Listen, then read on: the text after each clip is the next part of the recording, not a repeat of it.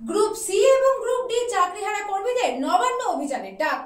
এই খবরটি নিবেদন করছে স্বামী বিবেকানন্দ ইউনিভার্সিটি, আপনার সন্তানের স্বপ্নের ভবিষ্যৎ গড়ে তোলার একমাত্র সঠিক ঠিকানা। গ্রুপ সি এবং গ্রুপ ডি চাকরিহারা কর্মীদের নবান্ন অভিযানের ডাক। আজ সকালে বিভিন্ন জেলা থেকে হাওড়া ময়দানে জড়ো হন বিভিন্ন জেলার কর্মীরা। আগে থেকেই গোটা হাওড়া ময়দান চত্বরে হাওড়া সিটি পুলিশের পক্ষ থেকে কড়া নিরাপত্তা ব্যবস্থা রাখা হয়। নবান্নর দিকে যাওয়ার রাস্তাগুলিতে বাঁশের ব্যারিকেড এবং গার্ডরেল দিয়ে ঘিরে দেওয়াও হয়।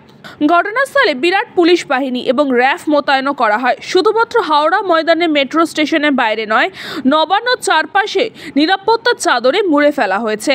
মোড়ে মোড়ে মোতায়েন পুলিশ বাহিনী। এলাকা পরিদর্শন করছে পুলিশ কমিশনার প্রবীণ কুমার ত্রিপাঠী।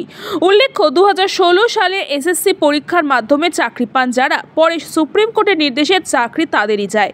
আজ তাদেরই নবান্ন অভিযান। দেখুন, আমাদের দাবি হচ্ছে যোগ্য 3394 যে শিক্ষাকর্মী আছে তাদের সম্বন্ধে সুস্পষ্ট বার্তা দিতে হবে। তাদেরকে অবিলম্বে স্কুলে ফেরাতেই হবে।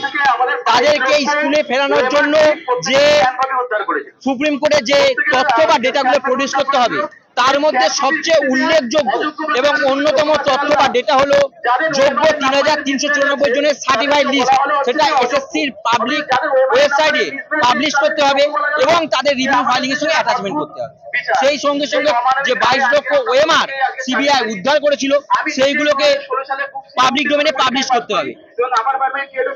প্রাতিষ্ঠানিক দুর্নীতির কারণে যে যোগ্য 3394 জনের চাকরি ইতিমধ্যে রোধ করা হয়েছে, তারা আজকে বর্তমানে 4 মাস ধরে বেতন পাচ্ছে না এবং স্কুলে ফিরতে পারছে না।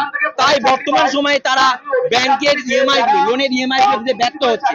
তাই যতদিন পর্যন্ত তারা আইনি প্রক্রিয়ার মাধ্যমে যোগ্যরা সম্মানের সঙ্গে স্কুলে ফিরতে পারছে, ততদিন পর্যন্ত তাদের ইএমআই গুলো স্থগিত রাখতে হবে এবং সেই সঙ্গে সঙ্গে যোগ্যদের নিয়ে ওনাদের ধারণাকে স্পষ্টভাবে ব্যক্ত করতে হবে। ব্যুরো রিপোর্ট, নিউজ বঙ্গ টাইম।